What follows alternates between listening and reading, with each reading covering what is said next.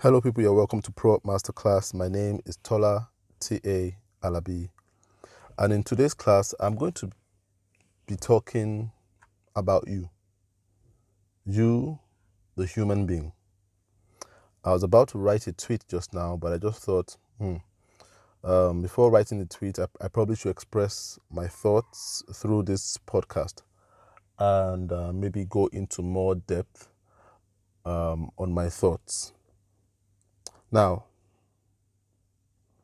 every human being is made up of three aspects. There are three aspects to every human being. There are three aspects to you listening to this right now. There is the body, there is the soul, and there is the spirit. And the truth of the matter is you become a dysfunctional human being when you do not know what to do with any of these aspects of your life. A lot of people use only one aspect of their life and they wonder why their life doesn't turn out in a way that they desire, why they're not happy in life. A lot of times the root of unhappiness is when you do not use every facet of your life and you do not understand the use of every facet of your life that God has given to you. And there is the body, the soul, and the spirit. And in this class, I'm going to try to just, in very simple terms, make it clear to you what the use of each of these parts that you are blessed with are. Now, there's the body. And it's probably the most relatable part of the human makeup because it's what we see, it's what we touch, it's what really interacts with the tangible world around us. The body seeks your enjoyment. That's what the body seeks. The body seeks enjoyment at all times. The body is a seeker of enjoyment. It wants you to enjoy yourself. Your body seeks for you to enjoy yourself. It's about enjoyment. And you must learn to tame your body. The essence of the body is to learn discipline. You must learn to tame your body. That's why you have your body, to learn discipline. It is for discipline because your body seeks unlimited enjoyment. It seeks for you to always have pleasure. That's what the body seeks. It's a wild animal. It needs to be tamed. That's what your body seeks. It seeks itself. It seeks pleasure and enjoyment for itself. It thinks only about itself and its good. It strives to protect itself and to defend itself and to secure itself. That's what the body does. It seeks enjoyment and it should be tamed.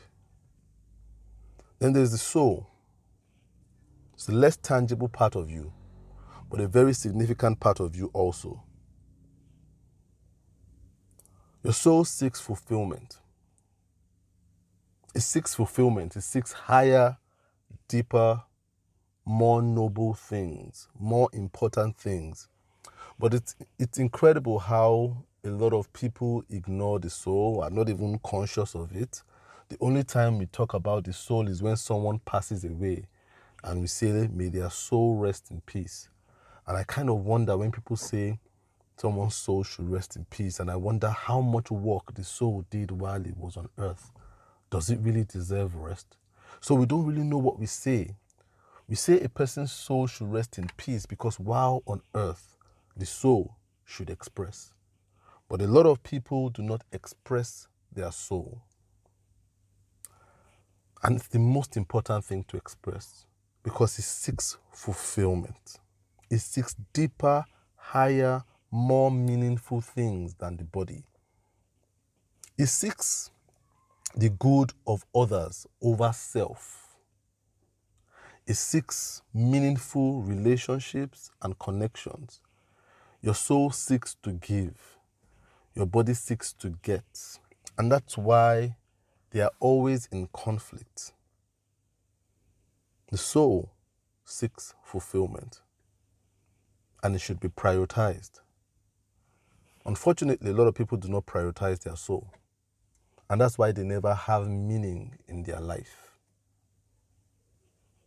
A society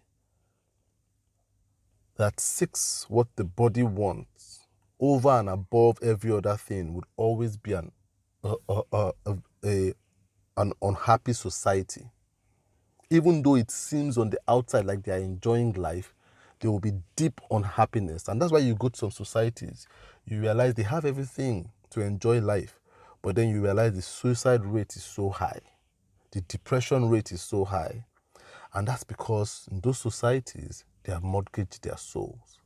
They've silenced their souls to amplify the desires of the body. The soul seeks expression, and we must prioritize it.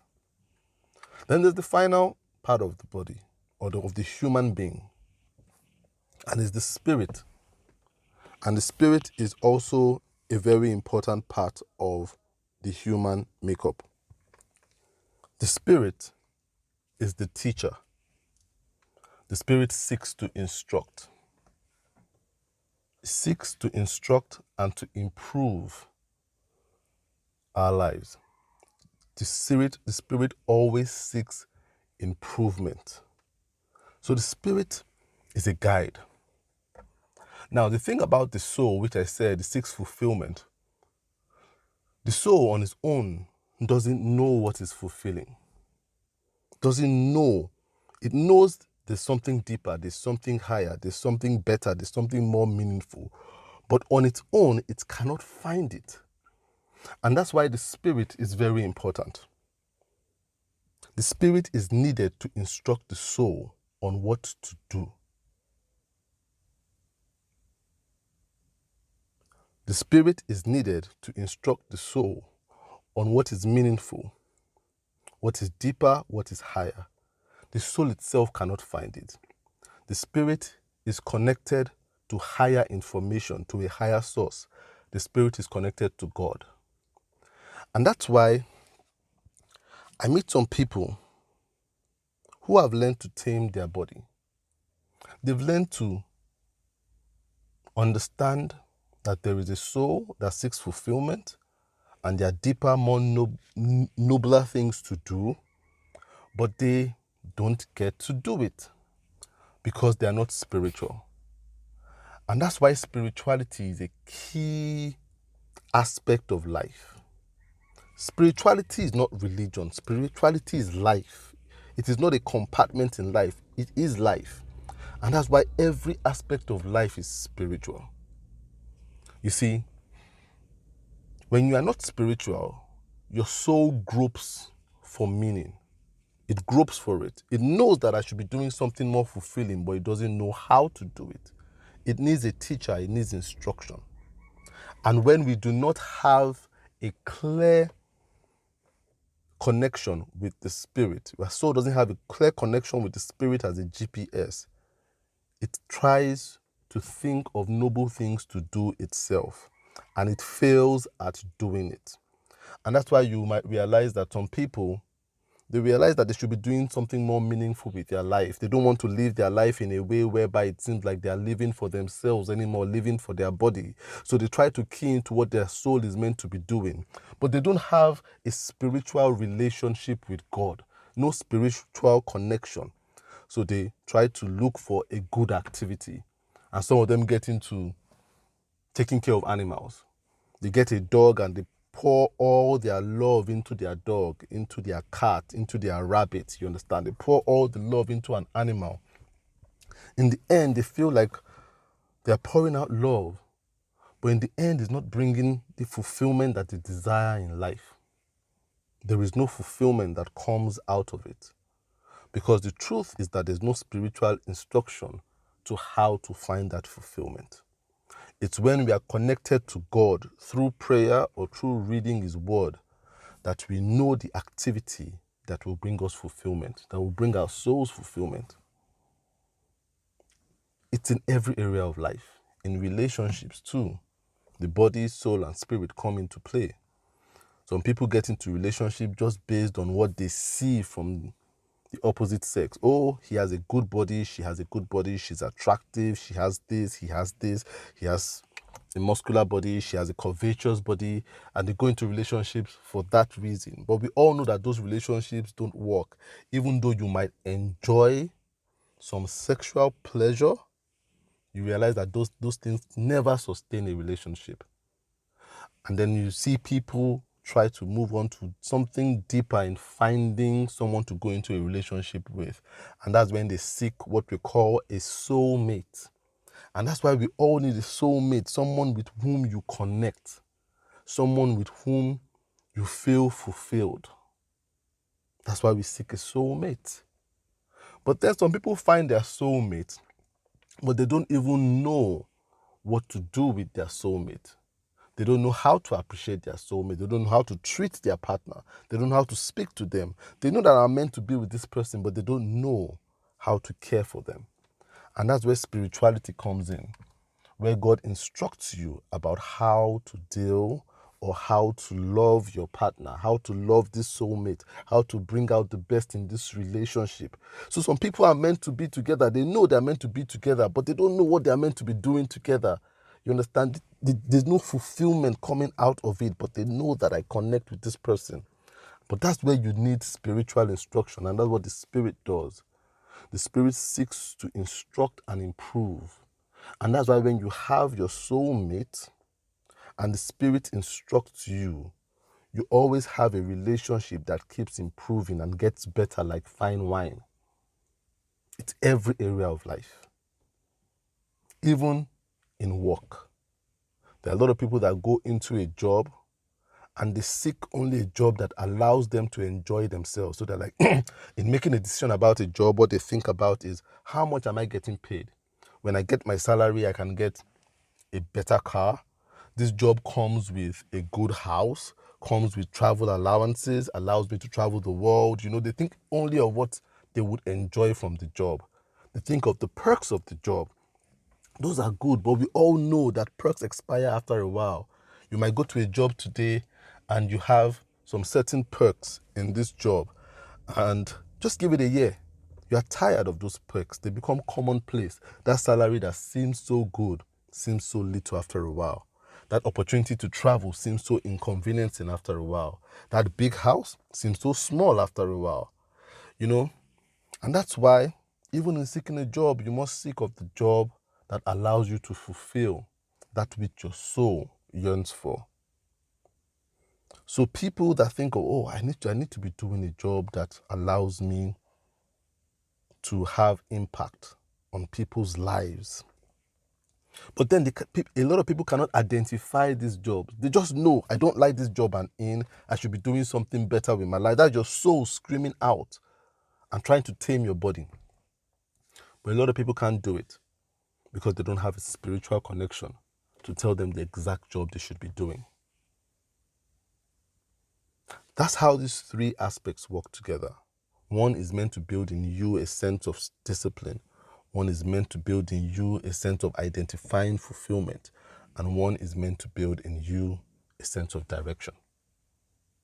They're all important. Unfortunately, a lot of people prioritize the body. They prioritize the body.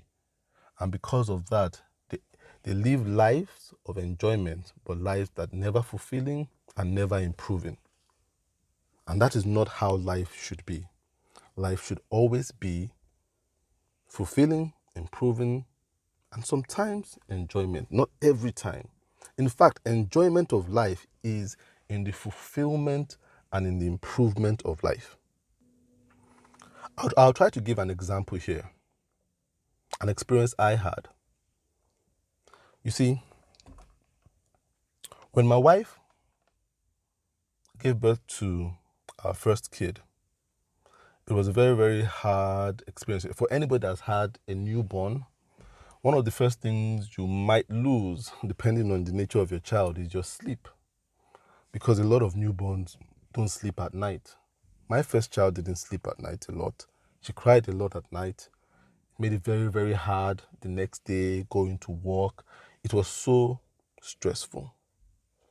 And my body immediately rejected the stress. So you see, when my second born was born, my body said I wouldn't go through this stress anymore. You see, the body always seeks to enjoy. It prioritizes itself above every other thing. So I said I wouldn't go through this stress anymore. So immediately he was born, I moved to the guest room to get some sleep. And that's why I told my wife, I need to sleep. I'm going to work the next morning. No, I need to sleep. I can't do this. You see, but something happened. Every time I woke up the next morning after a refreshing sleep, I felt rotting on the inside. I felt bad. I had slept well. I had gotten my 7 hours of sleep uninterrupted by any baby crying. But then I felt bad on the inside. It didn't bring about any fulfillment. The enjoyment didn't lead to any form of happiness. And every time I would go see my wife and the baby, I would just feel like, wow, something in me would tell me, Tola, there's more to life than enjoying your sleep. This is a phase that you can learn something from. It's not going to be forever. And that was my soul crying out. That was my soul crying out. And then I had to read the word of God that led me to say, you know what, you do not just fly and run away when things get hard. Sometimes some things will be hard. To bring out the best in you is like the refining of gold. So I decided to move back to the room. And you see, now that my third child has been born, I didn't move out of the room anymore. I stayed in that room. And he cries at night. And some nights I get to carry him while my wife sleeps. And one thing I realized is every time I'm able to mortgage my sleep to carry him, I wake up in the morning. I might not have gotten my 7 hours of sleep. Sleep might have been interrupted like 5 times during the night, but I wake up in the morning feeling good. I feel good. I feel fulfilled. There is an energy I have that doesn't come from the fact that I've gotten sleep. I feel great about life. I feel like I've given. I feel happy. You see, I didn't give my body what it wanted. I gave my soul what it wanted, which was to help and be there for my wife. It didn't feel good to the body, but it felt amazing to the soul. And it felt sweet to me. It made life look so sweet. So you see, sometimes we try to feed that body at the expense of our soul and our spirit. And it's never the right thing to do. What feels good sometimes is not always the best thing. What feels enjoyable and pleasurable is not always the answer. We see it a lot. It's happening right now. In Nigeria, it's happening. You see, things get hard. And then you have people that pack their bags and go somewhere. Go to an easier place. Now, if you're going to an easier place just because your body is just uncomfortable, I can guarantee you go to an easier place, you will enjoy the amenities, enjoy the weather, enjoy the people, but you wouldn't feel fulfilled. If your soul is not telling you, move. And if your spirit is not directing to tell you, if your spirit is not directing your soul to move, and your body moves and relocates because it wants to enjoy, you would enjoy, but you won't be fulfilled and your life wouldn't improve. That's the truth. So there's nothing wrong with relocation, but make sure it's the spirit telling your soul. Is the spirit telling your soul? The spirit must be instructing your soul to move to a place, not because it wants to enjoy itself, but because it wants to find fulfillment. And I really feel it's important to share this message today, because a lot of people look for happiness by trying to please their flesh, their body. It's never going to happen. The definition of happiness is the mixture of your soul and your spirit taming your body. It's the mixture of fulfillment meeting instruction, superseding enjoyment. That is happiness at the end of the day. And I hope someone gets something from this class today and thinks about it to understand what life really means and how to find happiness in life.